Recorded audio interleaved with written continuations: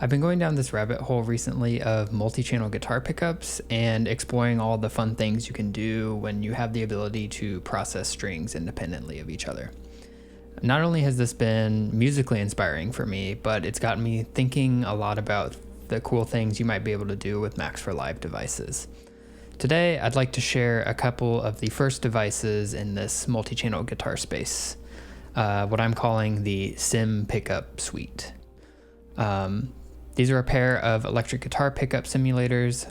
These two devices are meant to be used together, but they were designed with some level of modularity in mind, so you're free to come up with your own fun ways to use them. I should also mention that these devices are available for free. You can find them on my website, orphicinstruments.com, which I've also linked in the description below this video.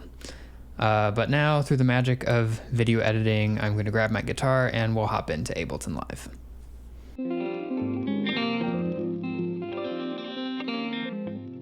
We should start with looking at the singular simPickup device right here. This is what actually does the signal processing on each string, and once you have an understanding of what everything does here, you can combine them together with the simPickupGroup device. As mentioned before, this is a pickup simulator. Obviously, to get these signals into live here, we are using a pickup, of course. In this case, I have the Submarine Sub 6 on my guitar here. But pickups like this, or the Roland GK pickups, they often have a frequency response to them that is a lot different than traditional guitar pickups. The idea of this device is to take the signal from those sort of pickups and shape them into something more akin to classic guitar pickup sounds. I'll spare you from the overly technical explanation of how this is done, but I will link some resources in the description below this video. I used these while I was putting this device together, and they're kind of a fascinating read, even if you don't have like a huge amount of DSP knowledge like me. But the short of it is there's a couple of comb filters inside the device to simulate the position of a pickup along a virtual string.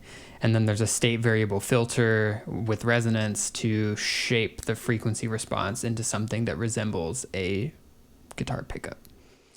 But anyways, let's take a look at the device now. I'll start with the parameters here on the right. I've got this device loaded up on a single track here in Ableton, coming with one string from my guitar. This blend control here, this sets the balance between the unprocessed signal and the simulated pickup.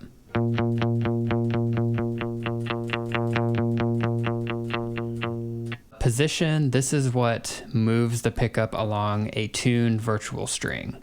And you can do impossible placements with this, such as putting the pickup in the middle of your fretboard or something.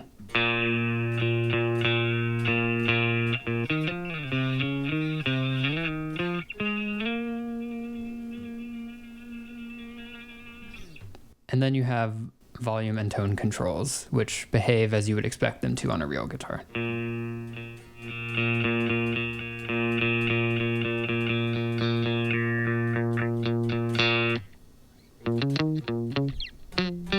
Underneath this pickup graphic here is a drop-down menu that allows you to select different pickup models.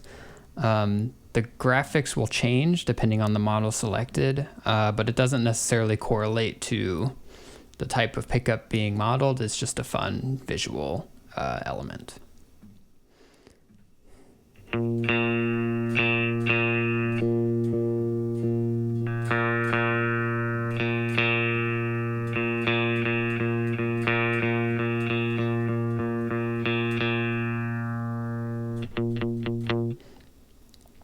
If you want to get your hands dirty and make your own super customized pickup sound, tap this advanced button here and the device expands to reveal a filter graph. And then you can dial in the filter and resonance as you please.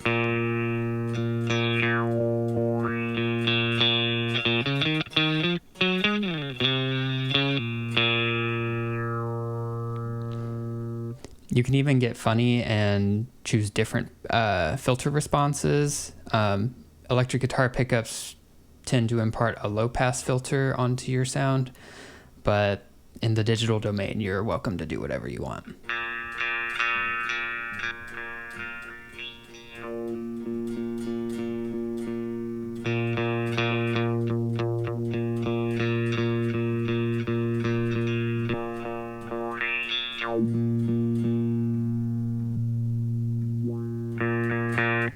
There's also this config button at the top here, and when you click it, a new set of parameters is revealed.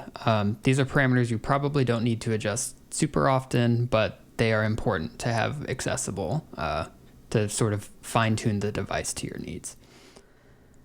The string setting here, this value should ideally match the open note of the string that's being processed. This aligns the comb filters to accurately emulate the position of the pickup along the virtual string. I've already set this to B flat here because my guitar is tuned down. Compensation here, this value is intended to match the position of the physical pickup on your guitar. There's a comb filter in this device that is intended to reduce the comb filtering of the physical pickup's position, and setting this to approximately where the pickup is on your guitar will help to alleviate the effects on that and give you the most optimal sound as possible. And speaking of comb filters, at the bottom here you have the feed forward and feedback gain values for the comb filters in this device. Feed forward is for the pickup simulator itself, and feedback is for the compensation filter. Higher values here can get into sort of weird metallic and flangery kind of territories, but they will make the position parameters more pronounced in the effect on the resulting sound. So dial these into what sounds good to you, and of course if you're trying to go for the fixed flangery kind of sound, then they're here for that purpose if you want.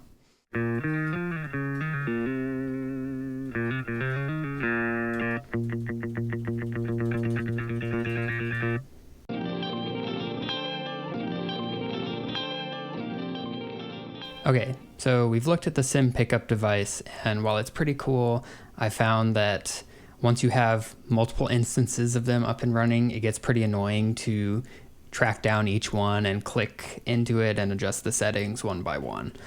Sometimes you do want all of your strings, even though you're processing them independently and you might have different effects going.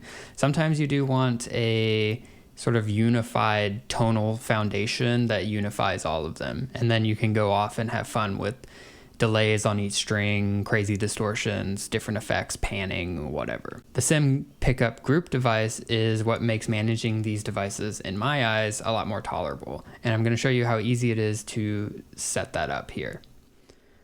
First, I'm going to remove the amp simulator here because we're going to end up putting that on our group track. And now that we've just got the simPickup device here, I'm going to hit Command G to put it in a group track.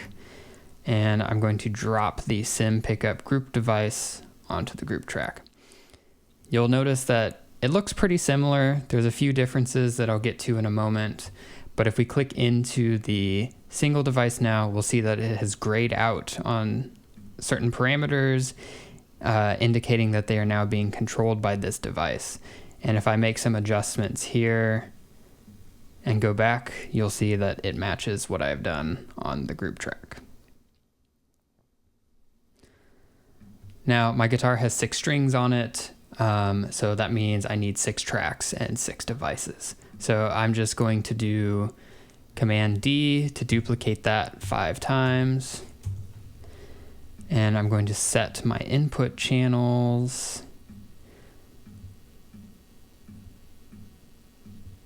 And if I go back to the group track, paste in the amp and strum my guitar.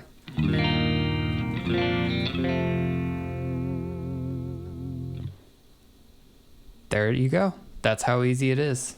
So if I go through each track here, you'll see that they're all grayed out. So they've all auto-mapped to the parent device. And you can confirm this here with this string track count display. There are 6 of them. Perfect. I'm also going to go here and adjust the tuning. My guitar is tuned to C standard. And if I go back to each one and click into the config view, I can see that it has mapped those note values accordingly.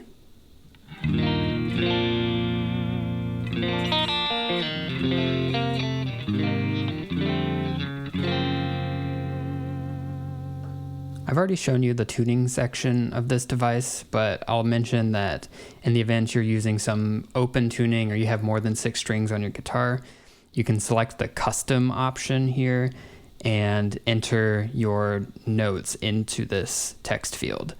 You can enter in the MIDI note numbers of the notes that your strings are tuned to, or you can use the note names as well, and the device should be able to interpret them accordingly. I'll also note that currently the device supports 12 instances / tracks / strings. So if you have some sort of crazy extended range instrument, this will work for that, up to 12 strings, and then you just put in your tuning into the custom tuning text field. Beyond the tuning stuff, you'll notice that you've essentially got all of the same parameters as the individual devices, but one notable addition is these spread controls at the bottom.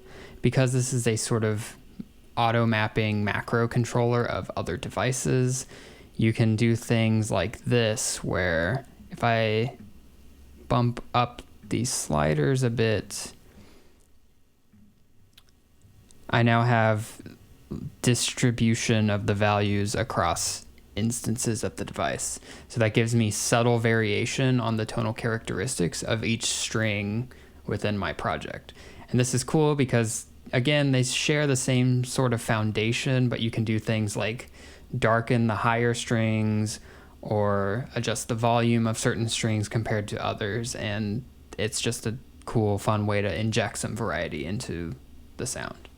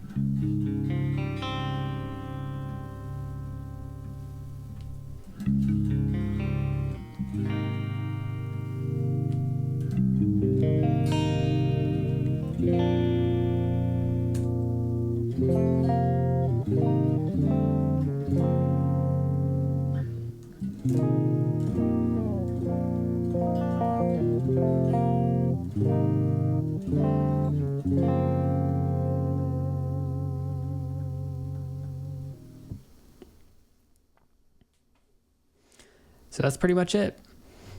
When you download the devices, you will get, in addition to the AMXD files themselves, there is an Ableton Live Pack file with an example project that you can work from, or obviously, as I've demonstrated here in this video today, it's pretty easy and fast to get things up and running in your own projects. Thanks for watching this video. There's more stuff in the works as always. Feel free to comment, DM, or email me with questions or concerns about using these devices. But until then, take care and have a good one.